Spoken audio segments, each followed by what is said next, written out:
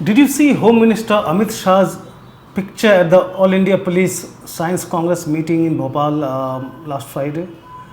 He was at the FICCI Tech Expo holding a carbine and taking aim with a finger on the trigger. What struck me was not the image of the Home Minister holding and inspecting firearms at a police meet. It's par for the course, of course. Only that the picture had a ring of familiarity to it. It reminded me of another picture. Remember UP Chief Minister Yogi Adityanath holding a rifle and taking aim at a DRDO exhibition in Lucknow last December? That picture had gone viral. And you know what the UP BJP tweeted then on that day? I'm reading the UP BJP's tweet. चीते की चाल, बाज की नज़र और योगी जी के निशाने पर संदेह नहीं करते.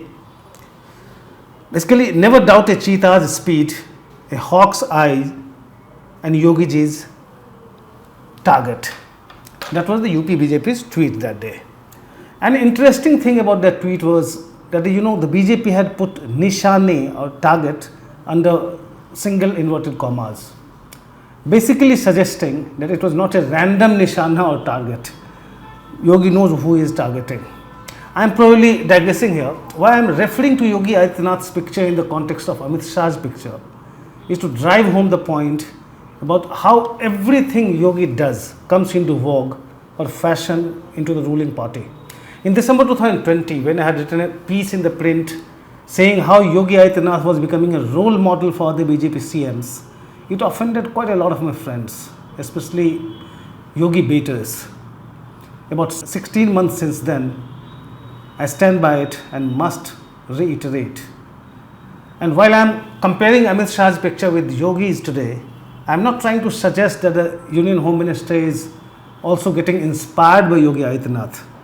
Even if it's happening, I cannot say this on the basis of these pictures.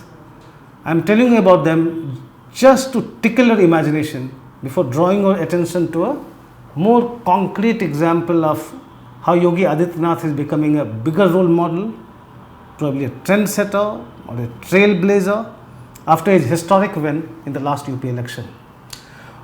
Look at how bulldozers, which have been actually politically patented by Yogi, how bulldozers are becoming the BJP's mission statement. So much so that even Amit Shah is not untouched by it today. Given how closely Shah monitors the Delhi police and the municipal corporations in the national capital, the recent use of bulldozers in Jahangirpuri amounts to the centre adopting Yogi's style book of governance in politics.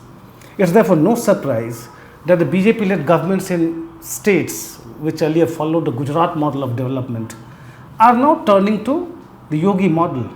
Right after the UP election outcome, the BJP-led Madhya Pradesh and Gujarat government, Gujarat, they started using bulldozers. Shivraj Chauhan was being projected as bulldozer mama in MP. Coming to Gujarat a day after the demolition drive in Delhi, Jahangirpuri, the Surat Municipal Corporation demolished properties belonging to alleged gangster brothers, Arif and Sajju, I think. Karnataka and Uttarakhand governments have also gone public with their intent to use bulldozers. At this point, let me clarify that Yogi becoming a role model is not the subject of discussion in this episode of Politically Correct. It's a well-established thing by now. What I am drawing your attention to in this episode is the irony that when top BJP leaders, right from the Union Home Minister to Chief Ministers, when they have started following the Yogi model of governance, or whatever it means to them, Yogi is focusing on Modi model of Gujarat, which you don't really hear from many CMs nowadays. Exactly a month after he took oath as Chief Minister for the second time, Yogi 2.0 is looking distinct from Yogi 1.0. His first term in office was marked by a persistent endeavor to consolidate or crystallize his image as a Hindutva warrior who was sort of seeking endorsement from the RSS and the BJP's core base. So in his first term, you saw him starting off with the anti-Romeo squads, crackdown on illegal slaughterhouses, and bulldozer drives against dons like Atiq Ahmad and Mukhtar Ansari. Of course, he also spoke about highways, investment and development figures, crime statistics, and COVID-19 management. But the thrust all the time was on building his image as a strong, tough Hindutva warrior. Cut to his second term. The last 4 weeks of Yogi 2.0 have been about identifying priorities in governance. Anti-Romeo squads are still there, and so is the anti-encroachment drive. But if you look at the government's messages now, they are all about development and focus on governance. Even before taking oath as CM for the second time, we have spoken about it. Yogi initiated the process of appointing a consultant to make UP a $1 trillion economy. You must have read about how he is keeping his ministers and officials on toes. Ministers have got their work cut out for every day of the week. They have to have 100-day plans for their departments. They themselves have to make presentations to the CM about what they are doing. In government offices, the lunch hour has been curtailed to 30 minutes. Files must be cleared within 3 days, and so on and so forth. Yogi Adityanath has been setting priorities and agendas at a very hectic pace. Why I am getting into the nitty-gritty of this new governance model is to drive home the point that Yogi is not gloating after his victory. He has learned hard lessons from the election results. He knows he cannot gloss over the massive unemployment problem. People couldn't trust Akhilesh Yadav or Mayawati or somebody else to deliver any better. But it's not all hunky-dory on the ground. Going by what he has done in the past 6 weeks, Yogi seems to be out there to make his second tenure count. By the way, have you wondered how come the VHP and Bajrang Dal activists have gone into a sort of hibernation in UP? When they're hitting headlines in MP, Delhi, Gujarat, and even Odisha, you don't see them carrying out Ram Navami or Hanuman Jayanti processions in UP. This was exactly what one witnessed post-2002 in Gujarat, when Narendra Modi was the chief minister. When I was traveling in Gujarat during 2007 assembly elections, I met and heard a lot of these activists cribbing about how the Modi government was playing tough with them. Many of their fellow Hindutva warriors were in jail for their role in 2002 riots. If they were expecting any leniency from the Modi government in Gujarat, it wasn't happening. The Modi government was totally focused on building a Vikas or development narrative, keeping a tight leash on potential troublemakers, no matter whether they were from the right or the left or the center.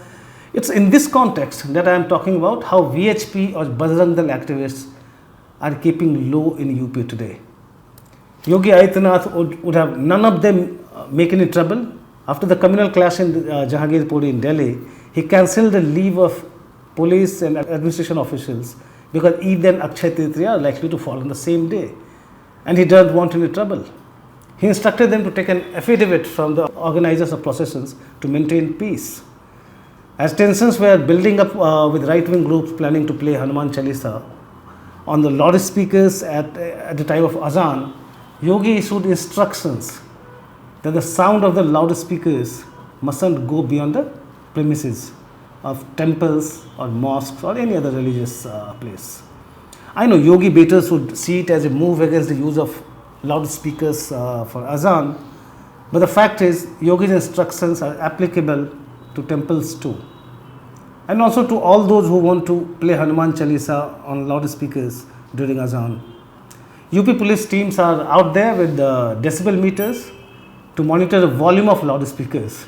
Soon after the UP CM's directions, loudspeakers of Sri Krishna Janmasthan went silent, while those in the premises of Yogi's Gorakhnath temple were in fact turned away from the roads and public places near the temple. So it's not just the mosques, it's about the temples also. If Yogi's Gorakhnath temple is following the same thing, I think Yogi baiters may actually hold their horses for a while and see what actually is happening there. There are many other examples of how the Yogi government is quietly working to ensure peace. The AVVP, for instance, it had declared a plan to set up 21 loudspeakers at crossings in Aligarh to recite Hanuman Chalisa during Azan. A few days later, the national leadership of the AVVP clarified it that the AVP was not associated with that move. The AVP said that the person who had made that announcement about loudspeakers at 21 crossings was not actually associated with the AVP. By the way, have you noticed how Yogi Adityanath has been rather unspectacular in the last 6 weeks? No more rebel rousing or provocative speeches or remarks. It's quite a change from his one controversy a day image earlier.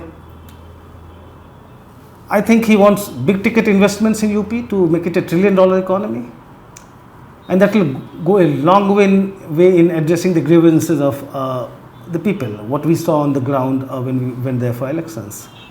And for this to happen, to make UP a $1 trillion economy, the last thing he would want is communal riots or law and order problems. He seems to be totally focused now on his developmental agenda in his second term. But it's not going to be quite easy for him. After a long gap, you heard Prime Minister Narendra Modi broaching the CAA issue last week. I mean, he hailed it for giving citizenship to religious minorities facing persecution in neighboring countries. Amit Shah also referred to the CAA in Bhopal last week. It has been over 2 years since the Parliament cleared the citizenship law, but the Home Ministry has not notified the rules yet. If the PM's and the Home Minister's recent remarks about the CAA are any indicator of the centre's intent to finally bite the bullet and notify the rules, the Yogi government, which had come down heavily on anti-CAA protesters, would have its work cut out. Then, the Uniform Civil Code is also back in the political discourse, with Amit Shah referring to it in an interaction with BJP leaders in Bhopal. It was followed by UP Deputy CM Keshav Prasad Maurya claiming that his government is also considering the implementation of the contentious UCC. Although Yogi has been a strong advocate of the UCC, he has been rather non-committal on the timing of its implementation. I think a few days before, or I think around the 4th or 5th phase of polling, he gave an interview to the Economic Times where he was asked about the UCC, and he said, we cannot implement personal laws and faith. The issue of the UCC will be taken up at the right time. I mean, that was what he said in an interview about 6 weeks back. Yogi sounded quite tentative actually about the UCC rollout, if we are talking about that interview, which came days before the UP poll outcome. One doesn't know if Keshav Prasad Maurya, Yogi's deputy, who don't have a great rapport with Yogi, in fact, whether Maurya had the CM's sanction to say what he said about the UCC. But Amit Shah's remark was a signal from the centre to the BJP ruled states to follow the Uttarakhand lead on UCC. Himachal CM Jairam Thakur, in fact, told ThePrint on Monday that his government was also examining how to implement UCC. Although the RSS has some reservations about the immediate implementation of the Uniform Code, primarily because it has apprehensions about how it could upset tribals. Tribals have their own customs when you talk about inheritance or marriage or divorce. So how the tribals would take the UCC is something that is bothering the RSS leadership, because you have seen how the RSS has expanded its network in tribal areas, and the BJP has been doing pretty well in tribal areas now. So, whenever RSS decides, you must have read one story done by my colleague Moditva Das last week, where she spoke to a lot of RSS leaders, and they were saying, Uttarakhand government has announced the formation of a committee to decide on the UCC. We look at the committee report and then we will see and take a final call. If the Sangh gives a go-ahead for the UCC, UP and other BJP ruled states would also have to follow suit. I am not discussing the merits of or demerits of the UCC rollout or CAA rules notification, but they can certainly be disruptive. Yogi Adityanath has been attempting a kind of image makeover, but how long he can keep the genie in the bottle is $1 million question. That's all from me in this episode of Politically Correct. Thanks for watching.